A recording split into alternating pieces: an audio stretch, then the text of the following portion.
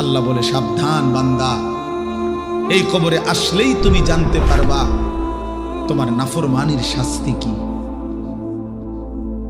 সুম্মা কাল্লা সাউফা তা'লামুন, আবারও জানতে পারবা হাসরের ময়দানে জাহান্নামের শাস্তি দিয়া তোমার নাফরমানির পরিণতি কি।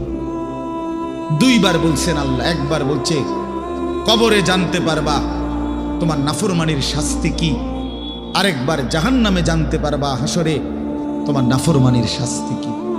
সামান্য কয়টা বুট বেচতে বেচতে বেচারা এক ওয়াক্ত নামাজ পড়ে না, কদ্দুর চা বেচে, দুইটা বন বেচে, বেচারা এক ওয়াক্ত নামাজ পড়ে না।